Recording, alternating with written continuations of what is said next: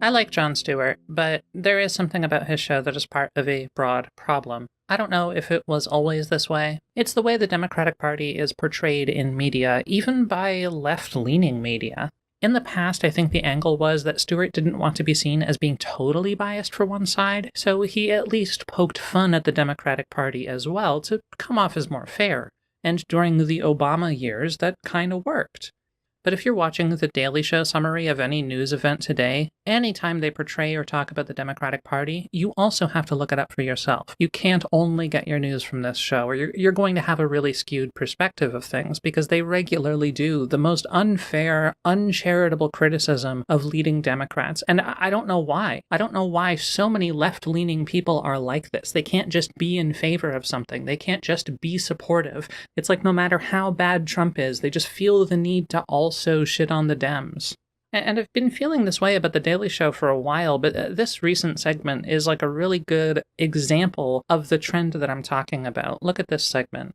The shutdown began because in order to pass a budget bill in the Senate, you need 60 votes. So we're talking about the government shutdown, meaning the U.S. legislature has failed to pass a spending bill that is necessary to keep the government open. He pulls clips from a presser that was done by a few Democratic senators. Chuck Schumer and Amy Klobuchar, senior Democratic senators from New York and Minnesota, who are pretty well-known, popular Democratic leaders, and Brian Schatz, a Democratic senator from Hawaii, who is not as well-known. He's from a smaller state, but in the Senate, his vote is just as valuable as anybody else's, and he's been in office for a while.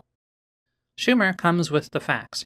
He talks about the effects of the shutdown on people. He makes it clear the Republican Party refuses to negotiate with them. He says they're putting forward a bill with no Democratic input. He says this is what makes it different from last time when he did work with them to prevent a shutdown, because they actually negotiated with Democrats in the past, whereas now they're refusing.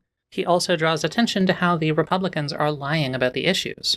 And their second response is to just lie. They're so afraid of the truth that they make up lies. J.D. Vance said, Democrats are threatening to shut down the entire government because they want to give hundreds of billions of dollars to health care to benefit illegal aliens. False. Then Klobuchar speaks. She says the Republican Party created a healthcare crisis. They're kicking millions of people off their healthcare. They're shutting down rural hospitals because of all the spending cuts in their legislation, because of the one big beautiful bill. She says over a quarter of farmers are on plans like this, and that the tariffs in combination with these healthcare changes are going to ruin them. And this is no longer a possibility in the future. It's now. It's happening right now. And instead of helping them, the US is giving $20 billion to Argentina for some reason. And Trump is posting these insane AI videos of himself as the Grim Reaper. I just cannot believe that they've decided instead to repost offensive deepfake videos than actually get to work, open the government, and do something about health care. Brian Schatz reiterates that the crisis is now. It's no longer a threat on the horizon. People are getting thrown off of healthcare right now. The tariffs are hitting now. This is no longer in the abstract. For normal people, this shit is hitting the fan, and the Democrats are willing to work with the Republicans to solve the problem, but Republicans don't want to. We are willing to solve this problem with you because this is hurting your constituents too. The Daily Show trashes this whole presser. But the Democrats aren't lily-livered about this one. They've got their own rhetorical arguments about the popularity of extending these subsidies that I think you'll find compelling. Democrats are adamant that we must protect the health care of the American people. They just make fun of Schumer moving his hands at some point while he was talking.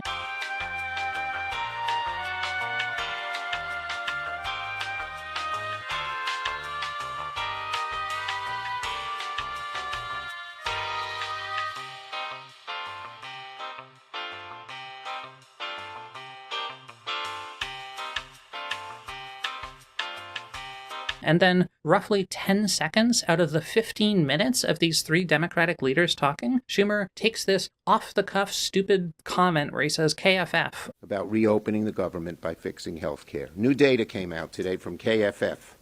And that is not Kentucky Fried French fries. KFF. Could be Kentucky French fries. Kaiser Family Foundation. I know. And then he moves on with what he was saying. I actually found that really funny just because of how fucking dumb it was. It was such like a goofy grandpa moment. But at the same time, when I hear KF something, I also think Kentucky Fried something because of fucking KFC. So it's like, KFF, Kentucky Fried, French Fried. Like, I don't know. But they spent like 2 minutes making fun of this and then move on. Nothing else from this presser makes it into the episode. Who is that joke even for? Those 2 moments are the only thing they show of the Democratic response. What the fuck? We spent 2 minutes on this. That's it? No word about what Klobuchar said? Are we going to talk about the lie that Schumer draws attention to? About we are. That gives millions of illegal aliens free health care? Health care for illegals, transgender surgery. What? What? Did you just transgender surgery illegal immigrant health care? Trans surgery. And while people in the country legally are not eligible for Medicaid or for Obamacare subsidies, point taken. That's it? Why does he go so light on this? It's a lie. It's a baseless fucking lie they made up. And he's just like, well, that's not true. Let's move on. And then instead, we get this shit? Admiral Akbar served this galaxy with distinction. He does not deserve to have such a distinguished career reduced to one catchphrase or a flippant punchline. Okay. Giyal Akbar rose from the hardscrabble backwaters of Coral Depth City to lead the Mon Calamarians in rebellion against the Empire. A perilous and fraught journey where Akbar he really once just had keeps to going escape on? capture during the Quarren insurgency, to lead his forces to the decisive victory at the storied Battle of Jakku.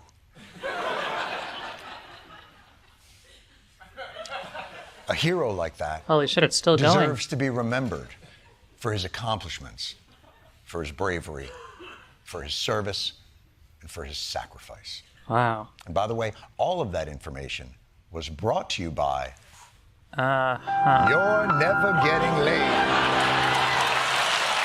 Was that really all just set up for this? Never getting laid.